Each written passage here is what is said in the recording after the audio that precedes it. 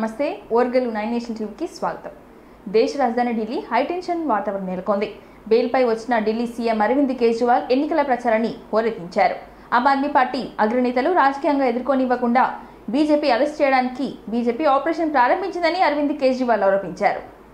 ఆప్ లీడర్ను బీజేపీకి సవాల్గా మారుతున్నారని, అందుకే ఆపరేషన్ జాదవ్తో వాళ్ళని అరెస్ట్ చేస్తున్నారని, ఆప్ బ్యాంక్ అకౌంట్లో కూడా త్వరలో ఫ్రీజ్ చేస్తారని కేజ్రీవాల్ చెప్పుకొచ్చారు. ఆదివారం ఆయన ఢిల్లీ పార్టీ ఆఫీస్లో మీడియా సమావేశం నిర్వహించారు. ఈ సందర్భంగా ఆయన మాట్లాడుతూ ఢిల్లీ బీజేపీ ఆఫీస్ ముట్టడికి ఆప్ నాయకులు ర్యాలీగా బయలుదేరారు. ఆప్ ఎంపీపై సొంత పార్టీ నాయకుడే పీఏనే తనపై దాడి చేశారంటూ పోలీసులకు ఫిర్యాదు చేశారు. కేజ్రీవాల్ పీఏ కుమార్ను శనివారం పోలీసులు అరెస్ట్ చేశారు. హజారీ కోర్టుకు ఆయనను 5 రోజులు పోలీసులు కస్టడీకి విధించారు. ఈ అరెస్టుకు నిరసనగా ఆప్ ఢిల్లీ బీజేపీ ఆఫీస్ ముందు నిరసన చేస్తోంది.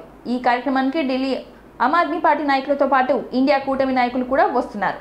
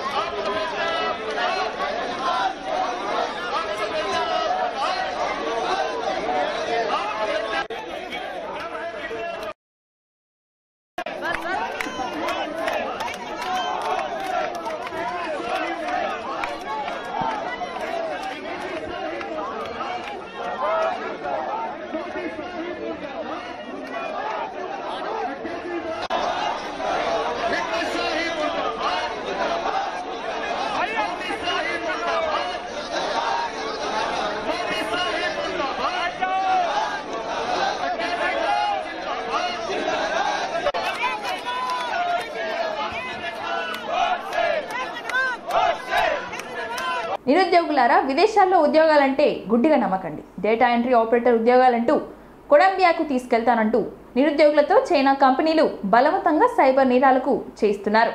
వారిని నిర్బంధించి అక్కడి నుంచి ఇండియాలో job frauds, FedEx courier scams, crypto currency మోసాలు చేయాలని బెదిరింపుకు దిగుతున్నారు. వ్యసనాలకు బానిసలు చేసి జీవితాలను నాశనం చేస్తున్నాయి. విదేశాల్లో ఉద్యోగాలు లక్షల సంపాదన అని నిరుద్యోగులను నమ్మించి కొలంబియాకు విక్రయిస్తున్న ముఠాను తాజాగా ఆంధ్రప్రదేశ్లోని విశాఖపట్నం కమిషనరేట్ పోలీసులు పట్టుకున్నారు.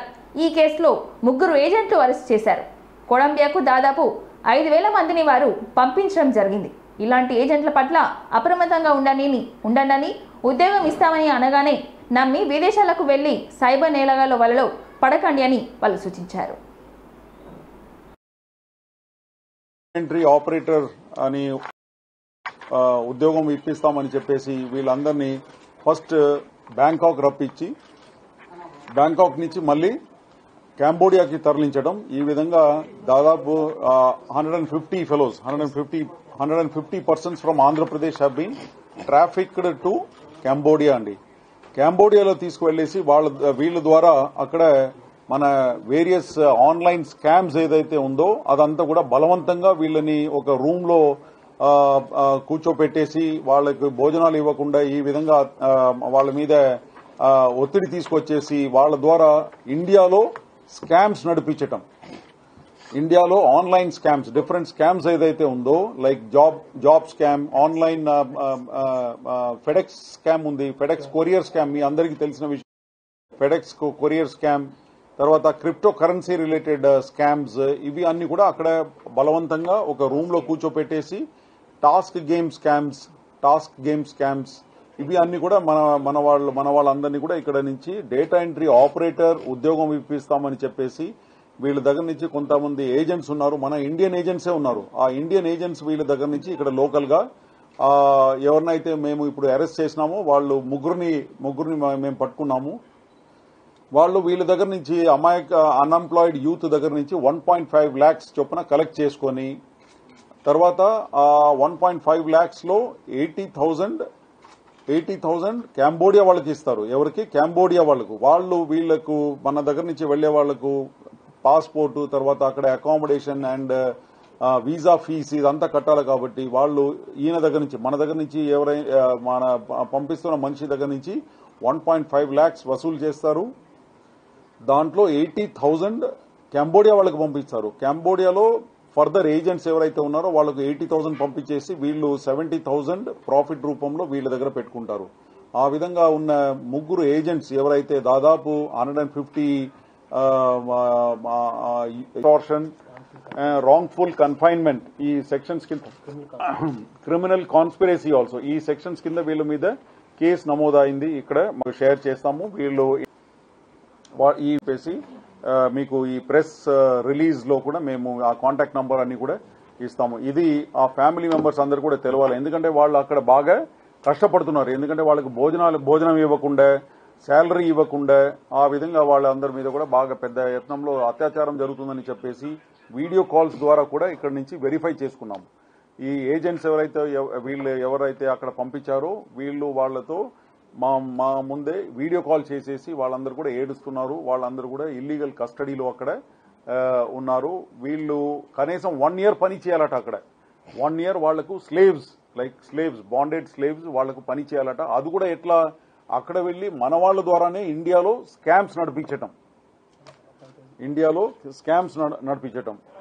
లెక్క ప్రకారంగా ఇప్పుడు 1,500 పీపుల్ పేర్లు అన్ని కూడా మాకు చెప్పడం జరిగింది. వీళ్ళ కన్ఫెషన్, వీళ్ళ మన తుని, అమలాపురం, అనంతపూర్, తర్వాత Palasa and Calcutta Indian citizens అందరినీ కూడా ఇప్పుడు మీరు నిన్న మొన్న ఆ అకౌంట్ అన్ని కూడా అక్కడ చివరికి ఉంటుంది. కంప్యూటర్ ప్రమోషన్స్ అందరికి కూడా 6 మా పోలీస్ కంట్రోల్ రూమ్ కు కానీ ఇత్తలా చేస్తే we will take it up with the embassy అండి. అదేవిధంగా వీళ్ళు కూడా స్వేచ్ఛంగా మన కంబోడియాలో ఏదైతే ఇండియన్ ఎంబసీ ఉందో వాళ్ళని గ్రాడ్యుయేట్ ఎమ్మెల్సీ ఎన్నికల్లో బీఆర్ఎస్ పార్టీ అభ్యర్థి ఏనుగుల రాకేష్ రెడ్డిని గెలిపించాలని మాజీ మంత్రి కేటీఆర్ ఓటర్లను కోరారు. ప్రశ్నించే గొంతుకను చట్టసభకు పంపాలని చెప్పారు. ఈ నెల 27వ తేదీన సోమవారం వరంగల్, ఖమ్మం, నల్గొండ పట్టభద్రుల నియోజకవర్గ ఎమ్మెల్సీ ఉప ఎన్నికలు జరగనుంది. ఈ క్రమంలో భువనగిరిలో బీఆర్ఎస్ పార్టీ ఏర్పాటు చేసిన గ్రాడ్యుయేషన్ సమావేశంలో కేటీఆర్ పాల్గొన్నారు. ఈ సందర్భంగా కేటీఆర్ మాట్లాడుతూ తెలంగాణలో ఇప్పటివరకు జరిగిన గ్రాడ్యుయేట్ ఎన్నికల్లో బీఆర్ఎస్ విజయం సాధించిందని, ఓటు వేసే ముందు పార్టీతో పాటు అభ్యర్థి గుణగణాలు చూసి ఓటు వేయండి అని చెప్పారు. ఉమ్మడి నల్గొండ జిల్లాలో ఒక్క మెడికల్ కళాశాల కూడా లేదు. కేసీఆర్ నేతృత్వంలో 3 మెడికల్ కళాశాలలను ఇచ్చామని అన్నారు. మా ఓటమికి 2 కారణాలు. ఒకటి, చేసే పనిని చెప్పుకోలేదు. రెండవది, కొన్ని వర్గాలను దూరం చేసుకున్నామని కేటీఆర్ తెలిపారు. మాట్లాడాలి, మనం చేయాలని. ఆ రోజు ఎంతమంది ఉంటారు అక్క అని నేను అడిగినా. 300 మంది ఉంటారేమో అని చెప్పింది. ఇవాళ 300 కాదు, రాష్ట్రంలో ఉండే 6 లక్షల మంది ఆటో డ్రైవర్ల కుంప ఉచ్చుకున్నాడు రేవంత్ రెడ్డి. మీరు మాకు బలం ఇవ్వాలి.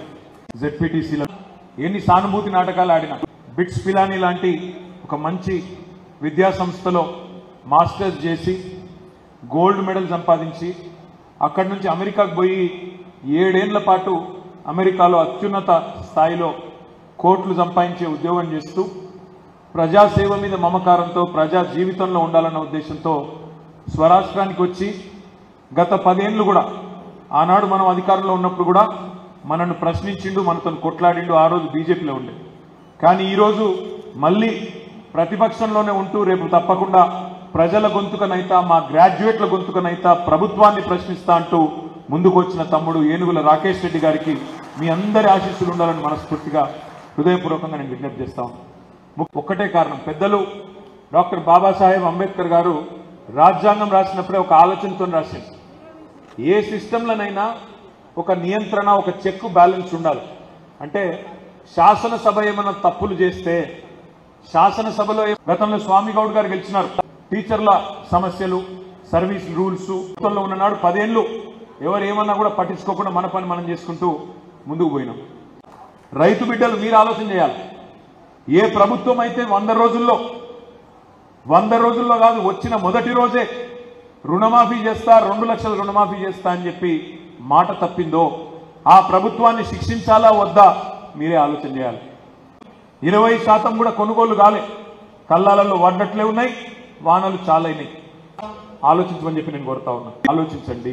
ఇంకొక మాట కూడా ఇక్కడ ఉన్న మా తమ్ముళ్ళు ఆలోచించాలి. భారతదేశంలోనే ఏ రాష్ట్ర ప్రభుత్వం ఇయ్యనంతగా కేంద్ర ప్రభుత్వం కూడా ఇచ్చిన దానికంటే ఎక్కువ జీతం 73% జీతం పెంచుకున్నాం బ్రహ్మాండంగా. ఇవాళ కేంద్ర ప్రభుత్వ ఉద్యోగుల కంటే ఎక్కువ జీతాలు మన రాష్ట్రంలో రాష్ట్ర ప్రభుత్వ ఉద్యోగులకు మనం ఇచ్చుకున్నాం. కానీ ఇచ్చుకుంటే దాని మీద రాద్ధాంతం చేసి 2 లక్షల ఉద్యోగాలు, 1 కాదు 2 కాదు. నేను ఒక మాట అడుగుతా, దయచేసి మీరు ఆలోచన చేయాలి. ఏమాయని 2 లక్షల ఉద్యోగాలు తెలంగాణకి ఇచ్చినావు కదా మాట, నీ ప్రభుత్వం చెప్పింది కదా మొదటి సంవత్సరంలో 2 లక్షల ఉద్యోగాలు ఇస్తాన్నావు, ఏమైనాయి అని గల్లాబట్టి అడిగే రాకేష్ రెడ్డి రేపు శాసన మండలిలో ఉండాలి. రేవంత్ రెడ్డిని ఈ ప్రభుత్వానికి కడిగి పారేసినోడు ఉండాలి. తీసుకున్నాం అనే మాట చెప్పిండు, ఆ మాట వాస్తవమేనా? తప్పుడు కూతలు కూస్తుంటే గమ్మున కూర్చొని ఊకుందామా? మాట్లాడొద్దా? చదువుకున్న వాళ్ళు కూడా మాట్లాడరా? గ్రాడ్యుయేట్లు కూడా మాట్లాడరా? గ్రాడ్యుయేట్లు కూడా తీర్పు ఇయ్యరా? ఆలోచించండి. ఈ ప్రభుత్వంతో పని చేయించాలి అంటే ఈ ప్రభుత్వం ఉందని ఎట్లుంది? బాగుందా? బాగుందా? బాగలేదా? మార్పు బాగలేదా? ఇప్పుడు మనం ఈసారి అట్లా కానీయకుండ్రి. బీఆర్ఎస్ పార్టీ నుండి మాతృ సంస్థ అయిన సిపిఎం పార్టీలో ఉపేందర్, కుమారస్వామి సారంగ పనితో పాటు న్యూ షాయంపేటలోని సుజిత్ నగర్, పెద్దమ్మగుడిలో జ్యోతి బస్ నగర్ కాలనీకి చెందిన 200 కుటుంబాలు చేరారు. వీరందరికీ సిపిఎం కేంద్ర కమిటీ సభ్యులు నాగయ్య, పార్టీ రాష్ట్ర కార్యదర్శి వర్గ సభ్యులు పోతినేని సుదర్శన్ రావు సిపిఎం కండువ కప్పి ఆహ్వానించారు. సిపిఎం జిల్లా కార్యాలయంలో పార్టీ జిల్లా కార్యదర్శి చక్రపాణి అధ్యక్షతన సుందరయ్య 39వ వర్ధంతి సందర్భంగా చేరికల సభ జరిగింది. ఈ సభకి ముఖ్య అతిథులుగా నాగయ్య, పోతినేని సుదర్శన్ రావులు పాల్గొని మాట్లాడారు. దక్షిణ భారతదేశ కమ్యూనిస్టులు ఉద్యమ నిర్మాతల్లో ఒకరైన సుందరయ్య జీవితం మొత్తం పేదల కష్టజీవిలో రాజ్యం కోసం పరితపించారని వారన్నారు. అలాంటి మహా నేత వర్ధంతి సందర్భంగా పార్టీలోకి చేరడం అభినందనీయమని వారన్నారు. ప్రభుత్వ భూముల్లో గుడిసెలేసుకున్న వారికి పట్టాలు కట్టించాలి, పక్కా ఇండ్లు గుడిసె వాసులకు పక్కా ఇండ్లు.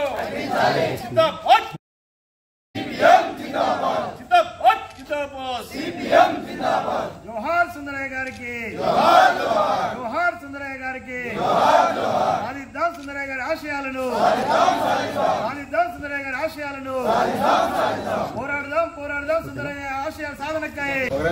నగరంలో ఉన్నటువంటి 30,000 మంది ప్రజలకి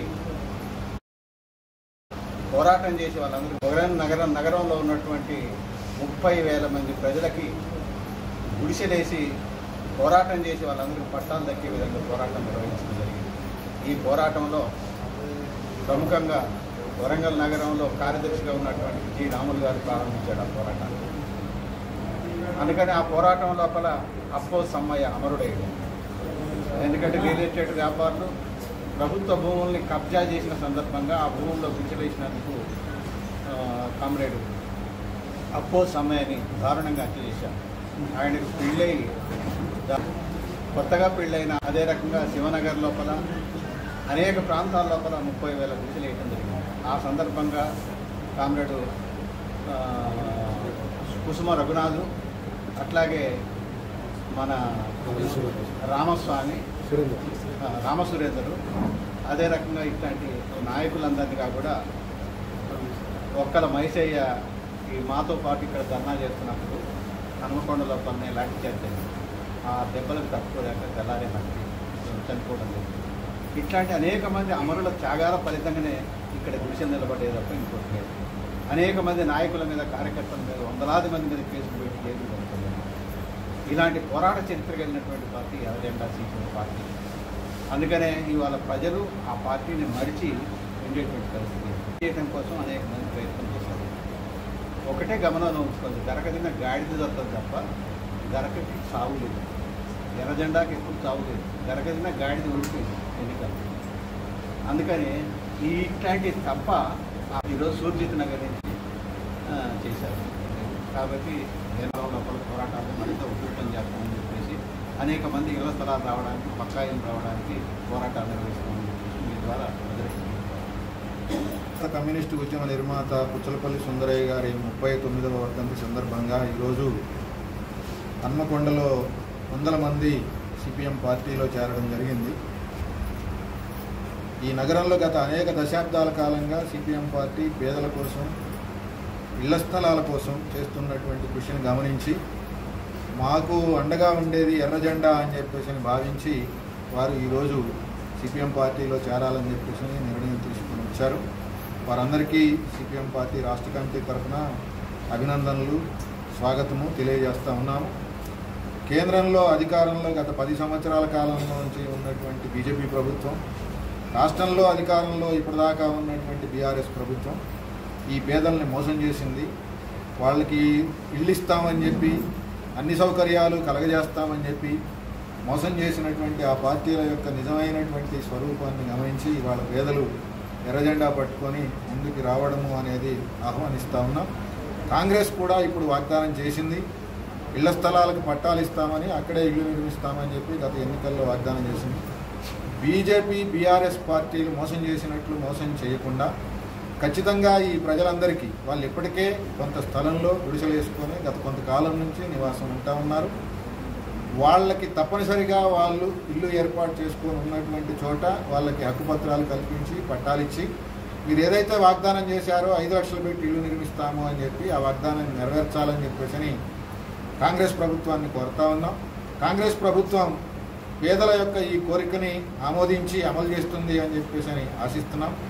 ఇప్పుడు శాసనసభ్యులుగా ఇక్కడ ఉండి మొన్న పార్లమెంట్ ఎన్నికల్లో కీలకమైన పాత్ర పోషించినటువంటి కడియం శ్రీహరి గారు, అట్లాగే ఎమ్మెల్యేలు అనేక మంది హామీలు ఇచ్చారు. ఇచ్చినటువంటి హామీలన్నింటినీ అమలు చేయాలి. ఇక్కడే కాదు, తెలంగాణ రాష్ట్రం అంతా ఇట్లా గుడిసెలు వేసుకొని ఉన్నటువంటి పేదలందరికీ పక్కా ఇల్లు నిర్మించి ఇచ్చేటటువంటి బాధ్యత తీసుకోవాలని చెప్పేసి మేము కోరుతా ఉన్నాం. శ్రీ వాసవి మాత 1008వ జయంతి సందర్భంగా ఉత్సవాల్లో భాగంగా వరంగల్ ములుగు రోడ్లోని వాసవి మాత దేవాలయ ప్రాంగణంలో వరంగల్ పట్టణ ఆర్యవైశ్య సంఘం అధ్యక్షులు గుండా ప్రకాశ్రావు ఆధ్వర్యంలో వైశ్యరత్న అవార్డులు ప్రదానం ఉత్సవం అత్యంత వైభవంగా జరిగింది. వేలాది మంది ఆర్యవైశ్య పెద్దలు, మహిళలు ఈ ఉత్సవానికి హాజరవ్వగా అధ్యక్షులు గుండా ప్రకాశ్రావు ఆధ్వర్యంలో వైశ్యరత్న అవార్డులు ప్రదానం చేశారు. ఈ సందర్భంగా గుండా ప్రకాశ్రావు మాట్లాడుతూ కుల దైవమైన వాసవి మాత ఆశీస్సులు అందరిపై ఉండాలని అన్నారు. దేశంలో వాసవి మాత దేవాలయాలు విరివిగా ఉన్నాయని అన్నారు. అదేవిధంగా వాసవి సత్రాలు కూడా దేశంలోనే అన్ని ప్రధానమైనటువంటి దేవాలయ సమీపంలో ఉన్నట్లుగా వివరించారు.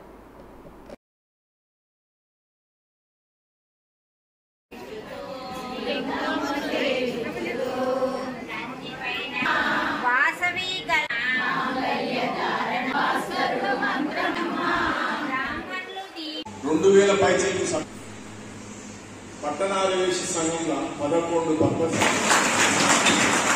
మీరు బాగా చెప్పకుండా ఆరోగ్యం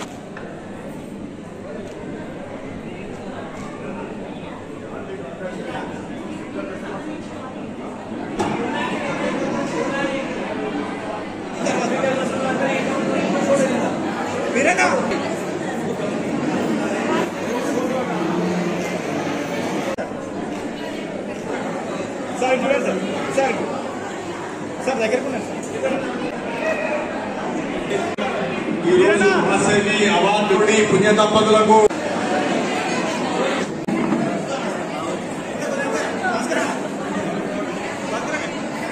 మా మిత్రుడు ఈనాటి సమావేశానికి పంపితో మాట్లాడుతున్నారు. పూజా కార్యక్రమాలు చేసి అమ్మవారి కృప కటాక్షాలకు పాత్రులయ్యారు. మరొక ముఖ్య విశేషం ఏంటంటే అత్యంత ప్రతిష్టాత్మకంగా ఎంతో విజయవంతంగా చేస్తాం. ఆ విధంగా రూపొందించడం జరిగింది. దీనికి ఒక కార్యవర్గం కూడా ఉంది. అంచూరు శ్రీనివాస్ గారు ఈ దేవాలయం యొక్క ప్రధాన కార్యదర్శి, వారు కన్వీనర్గా ఉన్నారు. ఈ ప్రోగ్రామ్ మళ్ళా మాట్లాడతాను ఎవరో దయచేసి భూమిని అక్రమంగా ఆక్రమించేందుకే వచ్చిన వారిపై చర్యలు తీసుకొని న్యాయం చేసి వరంగల్ సిపి అంబర్ కిషోర్ జా చిత్రపటానికి వరంగల్ హరిహర ఎస్టేట్ యజమానులు అభిషేకం చేశారు. వరంగల్ గీసికొండ మండలంలోని 15 సంవత్సరాల క్రితం కూడా లేఅవుట్ సర్వే నంబర్ 158 భూమిలో కొందరు వ్యక్తులు దౌర్జన్యం చొరబడి నిర్మాణాలను, ప్రహారులను, హద్దురాలను ధ్వంసం చేశారు. బాధితుల ఫిర్యాదు మేరకు Warangal commissioner of police Amber Kishore Jha ఇరుపక్షాల పత్రాలను అధికారుల చేత క్షుణ్ణంగా పరిశీలించి నిజమైన లబ్ధిదారులకు వారి స్థలాలను అప్పగించారు. ఇలాంటి కబ్జా చేసేవారిపై చట్టపరంగా భూ కబ్జాదారులపై విచారణ జరిపి కేసు నమోదు చేశారు. ఈ సందర్భంగా బాధితులందరూ సిపికి కృతజ్ఞతలు తెలిపారు.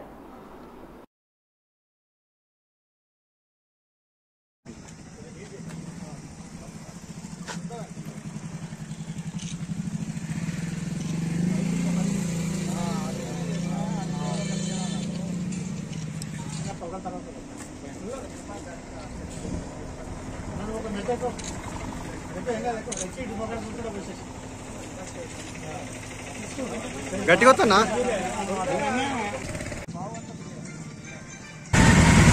ఏంటంటే పోయిన సంవత్సరం డిసెంబర్ 15 నాడు మా కాలనీలోనికి భూ కబ్జాదారులు అక్రమంగా ప్రవేశించి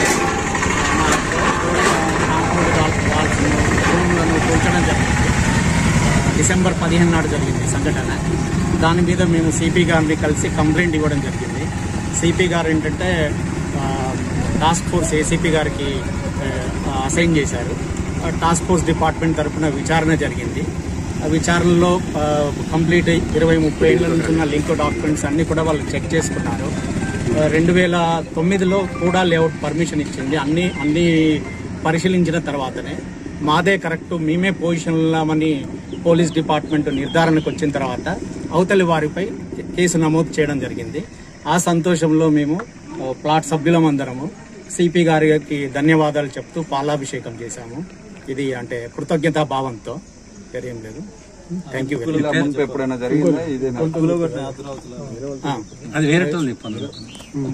రోడ్ వెంబడి కొన్ని కూల్స్తే 2014లో కూడా అదే వ్యక్తుల మీద ఎఫ్ఐఆర్ జరిగింది. అప్పుడు కొన్ని రోజులు సైలెంట్గా ఉన్నారు. మళ్ళీ 2019లో కూడా వచ్చారు. అప్పుడు కేసు అవ్వలేదు కానీ, ఎఫ్ఐఆర్ అవ్వలేదు కానీ అంటే మేము ప్రతిఘటించడంతో వెనక్కి తగ్గారు. సో కొన్ని రోజులు ఆగుతున్నారు, మళ్ళీ కొన్ని రోజులకు వస్తున్నారు. ఈసారి మాత్రం మన సిపి గారు టాస్క్ ఫోర్స్ కు ఆదేశించడంతో పూర్తి డీప్ గా అనాలిసిస్ చేశారు. ప్రతి కాగితాన్ని మాది చూశారు, వాళ్ళే చూశారు. మేము చూపెట్టిన కాగితాలతో వాళ్ళు సంతృప్తి చెందారు. 2006లో కట్టిన కాంపౌండ్ కూడా అండి 5లో అప్లై చేశారు. యాక్చువల్గా 2000 అప్పటికే ఆల్రెడీ ఇల్లు అయ్యింది, సగం ఇల్లు అయ్యాలి సృష్టించారు. వాటి డబ్బులు గుంజడానికి చేస్తున్నారని తెలుసుకోలేదు. ఇదివరకు జరిగింది. అప్పటి కూడా వీసీ గారు పమేల సత్పతి అయినా కూడా మళ్ళీ ఇప్పుడు వాళ్ళు ఏంటంటే ఉండాలి. ఆ డిసెంబర్ నిర్ధారణకు వచ్చిన తర్వాత సిపి గారికి మా ప్రత్యేక ధన్యవాదాలు. అలాగే డీసీపీ రవీందర్ సార్కు, task force ACP sir Mahender సార్కు ధన్యవాదాలు. హన్మకొండ జిల్లా వరంగల్, ఖమ్మం, నల్గొండ పట్టభద్రుల ఎమ్మెల్సీ ఉప ఎన్నికల నేపథ్యంలో హన్మకొండ బాలసముద్రంలో బీజేపీ ఎమ్మెల్సీ అభ్యర్థి Premender Reddy meet the press నిర్వహించారు. 40 ఏళ్ల సంధి అనేక పోరాటాలు చేశానని, టీడీపీ బీజేపీని నుంచి హన్మకొండ పరకాల నుంచి ఎమ్మెల్యేగా పోటీ చేశానని తెలిపారు. అధికారంలోకి వచ్చినా రాకున్నా సిద్ధాంతం మార్చలేదని, ఉప ఎన్నికల సందర్భంగా మేధావులు, విద్యావంతులు మంచి నిర్ణయాలు తీసుకోవాలని ఆయన తెలిపారు. బీజేపీకి ఖమ్మం, వరంగల్, నల్గొండ ప్రజాప్రతినిధులు లేరు, అయినా అనేక సంక్షేమ అభివృద్ధి పనులు చేసిందని తెలిపారు. తెలంగాణ అభివృద్ధి ముఖ్యం కాబట్టి అదే దిశగా పాలన చేసింది బీజేపీ ప్రభుత్వం అని ఆయన పేర్కొన్నారు. చిరకాల వాంఛ మేరకు టెక్స్టైల్స్ వ్యాగన్ ఏర్పాటుకు కృషి చేసిందని ఆయన తెలిపారు. ట్రైబల్ యూనివర్సిటీ ఏర్పాటుకు 9 కోట్లు మంజూరు చేసింది. రామప్పకు యునెస్కో గుర్తింపు బీజేపీ ద్వారానే వచ్చిందని, ఆధునిక మార్గంలో రైల్వే మార్గం ఏర్పాటు చేసేందుకు తెలిపారు.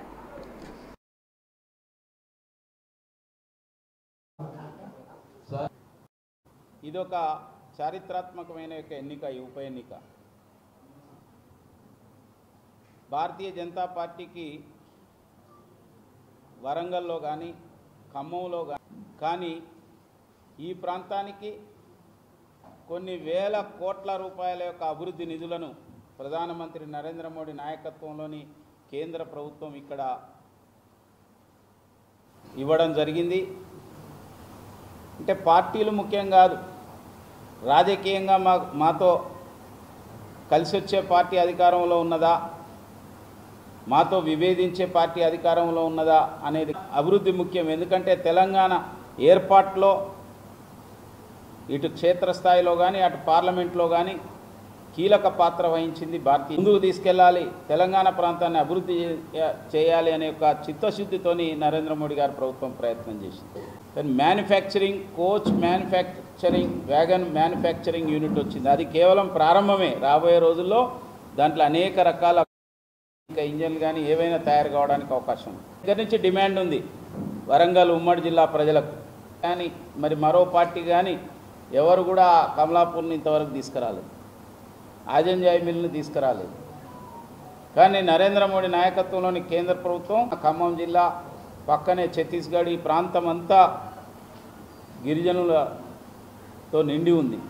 అటువంటి వారి పేరు మీద ట్రైబల్ యూనివర్సిటీని మన ప్రధానమంత్రి నరేంద్ర మోడీ గారు కేటాయించి 900 కోట్ల పైగా కేటాయించి, కానీ ఈ దేశం 70 సంవత్సరాలు పరిపాలించిన కాంగ్రెస్ పార్టీ ఏనాడు కూడా ఇక్కడ సంస్కృతి సాంప్రదాయాలను ప్రపంచానికి చాటి చెప్పే ప్రయత్నం చేయలేదు. యునెస్కో యొక్క గుర్తింపు వచ్చిందంటే వరంగల్ ఖ్యాతి ప్రపంచ పర్యాటక పటంలో దీనికి గుర్తింపు వచ్చింది.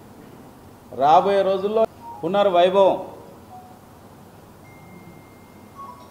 సర్క్యూట్ ఏర్పాటు చేయడం, సమ్మక్క సారలమ్మకు సంబంధించి నేషనల్ హైవేస్ అంటే ఎట్లుంటాయో సిమెంట్ హైవే మొట్టమొదటిసారిగా చూపెట్టి రాయగిరి నుంచి వైపు నుంచి కానీ ఇటు ఇంకా ప్రయాణికుల సౌకర్యాల కోసం రైల్వే స్టేషన్స్ని అభివృద్ధి చేయడం, సామాన్య ప్రజలకు అందుబాటులో ఉండే విధంగా లక్షలాది మంది పేద ప్రజలకు ఉచితమైన యొక్క రేషన్, ధనికులైనా పేదలైనా ప్రాణం ఉంటే చాలనుకుంటున్న నరేంద్ర మోడీ ప్రభుత్వం. నేను ఒక్కటే విజ్ఞప్తి చేస్తున్నా మీ ద్వారా మేధావులందరికీ, విద్యావంతులకు, పట్టభద్రులకు, ఏ ప్రతినిధి లేకుంటేనే ఇంతగానం ప్రయత్నం జరిగింది, అభివృద్ధి కోసం ప్రయత్నం చేసింది కేంద్ర ప్రభుత్వం. మరొక వైపు మరోసారి ఒక హ్యాట్రిక్ ప్రధానమంత్రిగా కోట్లాది మంది ప్రజల యొక్క ఆదరాభిమానాలు చూరగొన్న యొక్క నాయకునిగా నరేంద్ర మోడీ గారు కాబోతున్నారనే విషయం ఇక్కడ విద్యావంతులు, మేధావులు, పట్టభద్రులైన మనం నరేంద్ర మోడీ గారికి ఒక కానుకగా ఈ పట్టభద్రుల యొక్క నియోజకవర్గంలో నన్ను ఎమ్మెల్సీగా గెలిపించి మీ మొదటి ప్రాధాన్యత ఓటు వేసి బ్యాలెట్ పేపర్లో మొట్టమొదటి పేరు పక్కన 1 అని వేసి నన్ను గెలిపించవలసిందిగా నరేంద్ర మోడీ గారి వెంట ఇక్కడున్న యొక్క మేధావులందరూ, విద్యావంతులు మేము మీ వెంట ఉన్నామనే సంకేతం ఇవ్వాల్సిందిగా నేను సవినయంగా మనవి చేస్తున్నాను. వార్తలు సమాప్తం. మరిన్ని వార్తలతో మళ్ళీ కలుద్దాం. చూస్తూనే ఉండండి ఓర్గల్ 9 నేషనల్ టీవీ.